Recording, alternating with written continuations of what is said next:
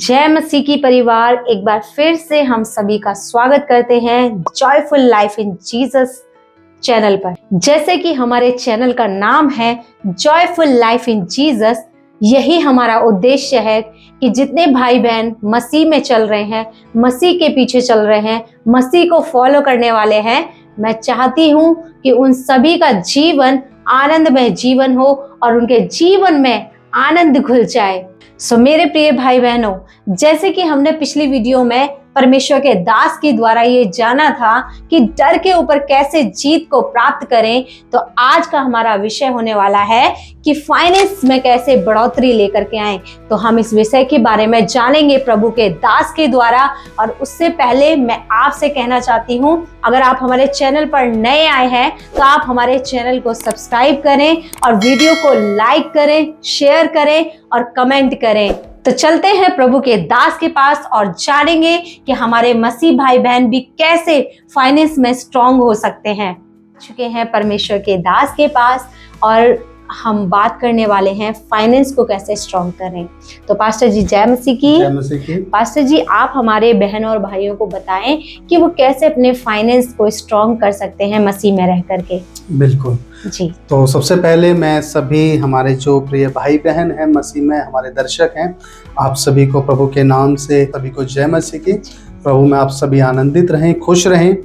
तो जैसा कि आज देबोरा जी ने हमसे पूछा है कि हमारे भाई बहन जो मसीह में है वो किस तरीके से अपने फाइनेंस में स्ट्रांग हो सकते हैं, यही क्वेश्चन है। जी पास्टर जी। तो मैं आपको बताना चाहूँगा कि आप मसीह भाई बहन हैं, आप बाइबल पढ़ते हैं, तो बाइबल में नीति वचन उसका 10 अध्याय और उसका 22 वचन हम पढ़ देते हैं।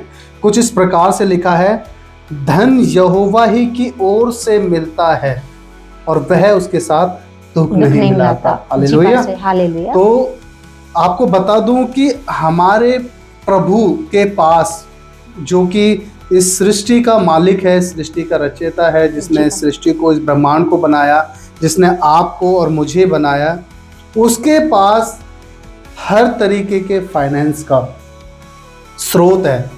यानी क्या लिखा वचन में, धन यहोवा ही की आशीष से मिलता है। यानी हमारे प्रभु के पास धन का स्रोत है, आपके फाइनेंस का स्रोत है और वो यहोवा ही से आपको प्राप्त होगा जी। लेकिन उसके लिए आपको पता होना चाहिए कि आप किस तरीके से प्रभु से धन को प्राप्त कर सकते हैं। लेकिन आज हम संसार में कुछ इस तरीके की चीजें भी देखते हैं कि हमारे भाई बहन ही जो मसीह में आ गए, वो क्या करते हैं, प्रभु में तो आ गए लेकिन उनका विश्वास प्रभु पर पूरी तरीके से नहीं है।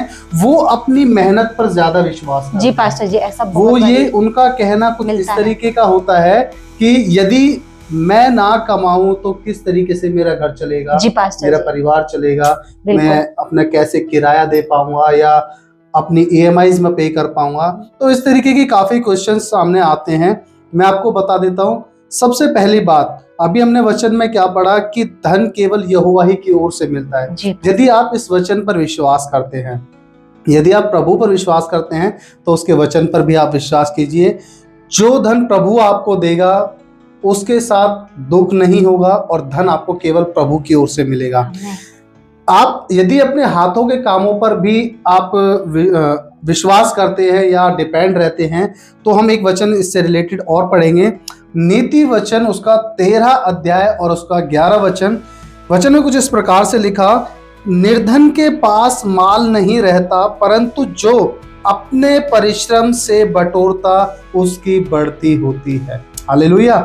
ये बात 100% बिल्कुल सच है। प्रभु भी इस चीज को आप अप्रूव करते हैं कि जो व्यक्ति अपनी मेहनत से, अपने परिश्रम से बटोरता है तो उसकी बढ़ती होती है। यानी आप मेहनत करेंगे, कमाएंगे, आप दिन रात पसीना बहाएंगे, आप दिन रात काम करेंगे, तो परमेश्वर कह रहा है कि आपकी बढ़ती होगी। ये बात बिल्कुल सच है। लेकिन केवल अपनी मेहनत से संपूर्ण फाइनेंस को ब्लेस नहीं कर पाएंगे, क्योंकि जो हम कमाते हैं हमें चाहिए कि हम उस पर परमेश्वर की आशीष भी हो। जी पास्टर। यदि हम कम कमाते हैं, हम एक छोटा सा एग्जांपल ले लेते हैं, यदि आप महीने का 10,000 भी कमाते हैं, यदि प्रभु की आशीष उसमें है तो वो आपके 10 लाख से भी ज्यादा है। बिल्कुल पास्टर। क्योंकि आज हम देखते हैं बहुत से परिवारों में लोग बहुत बहुत कमाते हैं, लेकिन उनका पैसा शैतान उनसे चुरा कर ले जाता है। वो हॉस्पिटल्स में पैसा बर्बाद कर रहे हैं, वो नशे में पैसा बर्बाद कर रहे हैं, वो व्यभिचार में पैसा बर्बाद कर रहे हैं। वो इसलिए क्योंकि प्रभु का वचन उनके अंदर नहीं है। जी। और जो भाई बहन हमारे हैं, आपके अंदर प्रभु का वचन होना चाहिए। यहोवा ही हमारा स्रोत है, और आपको अपने पैसे पर, जो भी आप कमाते हैं, अपनी कमाई पर आपको यहोवा की आशीष बेहद जरूरी है। बिल्कुल। तो किस तरीके से हम यहोवा की आशीष को ग्रहण करें, हम एक वचन और पढ़ेंगे। नीति वचन उसका 3 अध्याय और उसका 9 और 10 वचन यदि हम पढ़ेंगे तो इस प्रकार से लिखा, अपनी संपत्ति के द्वारा और अपनी भूमि की सारी पहली उपज दे देकर यहोवा की प्रतिष्ठा करना। इस प्रकार तेरे खत्ते भरे पूरे रहेंगे और तेरे रसकुंडों से नया दाख मधु उमड़ता रहेगा। हालेलुया। तो मैं आपको बताना चाहता हूँ, परमेश्वर देखिए आपके पैसे का भूखा नहीं है। परमेश्वर आपके किसी दान दशमांश का भूखा नहीं है।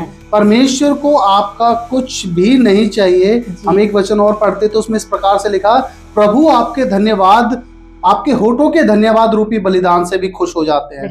तो हम अपने धन्यवाद को होठों से भी चढ़ाते हैं, और अपने धन्यवाद को, अगर परमेश्वर ने हमें कोई ब्लेसिंग दी है तो हम अपने धन्यवाद को ले जाकर चर्च में भी या प्रभु के दास के पास भी, हम प्रेरितों के काम में देखते हैं किस प्रकार लोग आकर प्रेरितों के पैरों में अपने धन संपत्ति को चढ़ाया करते थे। बिल्कुल। तो उससे क्या होता है, परमेश्वर हमारी उस कमाई पर ब्लेसिंग देता है। बिल्कुल पास्टर जी। हम अगर मलाकी पढ़ते हैं, मलाकी उसका 3 अध्याय में भी इस प्रकार से लिखा कि अपने सारे दान दशमांश परमेश्वर के भंडार में ले आओ, ताकि परमेश्वर के भवन में भोजन वस्तु रहे, है ना। और आगे उसमें इस तरीके से भी लिखा, प्रभु ने कहा, अगर मैं झूठ बोलता हूँ तो मुझे ऐसा करके परख कर देखो कि मैं तेरे लिए आशीष की अपरंपार वर्षा करता हूँ कि नहीं, है ना। मैं तेरे दुश्मनों को घुड़कूंगा और मैं तेरे दागलता के फल कच्चे ना गिरेंगे। इस तरीके से काफी बातें मलाकी में हमें देखने के लिए मिलती है। तो मैं आपको सिर्फ इतना बताना चाहता हूँ, यदि आप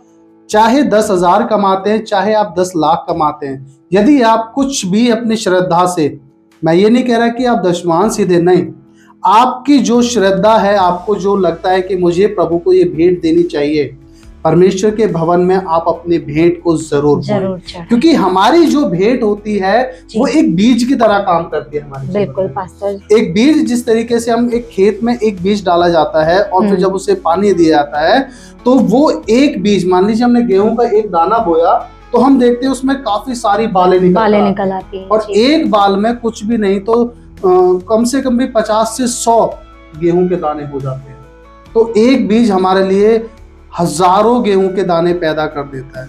इसी प्रकार आपका जो आप बोते हैं बीज, आपकी जो संपत्ति का कुछ भी शेष अंश है जो आप प्रभु को देना चाहते हैं, वो आपके जीवन में एक बीज की तरह काम करेगा। क्योंकि प्रभु आपका मन देखना चाहता है कि क्या आपका मन प्रभु के लिए खुला है या नहीं, क्या आप प्रभु से प्रेम करते हैं या नहीं। प्रभु, मैं फिर कह रहा हूँ, प्रभु आपके पैसों का भूखा नहीं है। बस प्रभु इतना चाहता है कि क्या आप प्रभु के लिए तैयार है या नहीं है। क्योंकि हम अगर कैन और हम उत्पत्ति में अगर कैन और हाबिल के बारे में पढ़ते हैं तो इस प्रकार से लिखा कि कैन अपने बची कुची भेंट लेकर आया और प्रभु ने उसको ग्रहण नहीं किया। जबकि हाबिल पहलौठे बच्चों को लेकर आया और उसने प्रभु के सामने अर्पण किए और प्रभु ने उसे ब्लेस किया, है ना। तो हम परमेश्वर को कभी भी ऐसा करके ना दे, पुड़ के ना परमेश्वर को दे और हम बचा कुचा प्रभु को ना दे। हमें जो लगता है कि हाँ हमें प्रभु के भवन में ये देना चाहिए, हम उसे जरूर दें, क्योंकि लिखा तो क्योंकि लिखा 10 वचन में, इस प्रकार तेरे खत्ते भरे पूरे रहेंगे और तेरे रसकुंडों से नया दाख मधु उमड़ता रहेगा। हालेलुया। तो आपको बता दूं, यदि आप चाहते हैं कि आपके खत्ते भरे पूरे रहें, यदि आप अपने फाइनेंस में ब्लेस रहें, यदि आप अपने बिजनेस में ब्लेस्ड रहें, यदि आप अपनी जॉब पर ब्लेस्ड रहें, तो परमेश्वर कह रहा है कि आपको उसके लिए बोना पड़ेगा जी।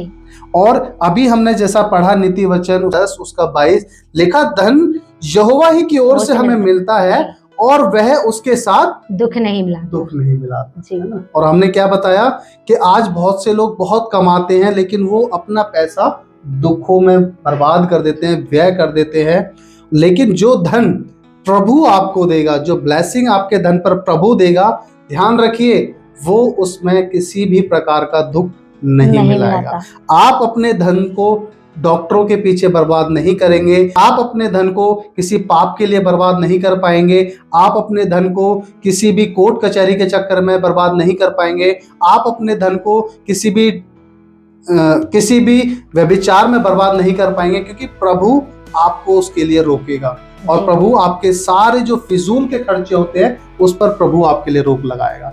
क्योंकि परमेश्वर कह रहा है कि जो धन वो आपको देगा वो उसके साथ दुख नहीं आने देगा आपके लिए, वो आपको ब्लेसिंग देना चाहता है। तो इस वचन से प्रभु आपको आशीष दे। आशा करता हूं कि आपको समझ में आया होगा कि किस तरीके से हमारे मसीह भाई बहन अपने फाइनेंस में स्ट्रांग हो सकते हैं बीज बोने के द्वारा। तो मेरे प्रिय भाई बहनों, मैं आशा करती हूँ कि वीडियो आपके लिए बहुत ही हेल्पफुल रही होगी और इसमें आपने जान लिया होगा कि आप अपने फाइनेंस में कैसे स्ट्रांग हो सकते हैं। जैसे कि प्रभु के दास ने बहुत ही अच्छे तरीके से, बहुत ही हर्ष और उल्लास के साथ आपको समझाया है, परमेश्वर के वचन के द्वारा आपको सिखाया है कि कैसे आप बीज बोने के द्वारा और बहुत सारे परमेश्वर के वचनों के द्वारा आप अपने जीवन और अपने फाइनेंस को ब्लेस कर सकते हैं। अगर आपका भी कोई क्वेश्चन है तो आप कमेंट बॉक्स में हमें कमेंट डाल सकते हैं, जिसके ऊपर हम प्रभु के दास से चर्चा करेंगे और आपके सारे क्वेश्चन का आपको आंसर जरूर मिलेगा। तो इसी के साथ सभी को जय मसीह की। मिलते हैं नेक्स्ट वीडियो में।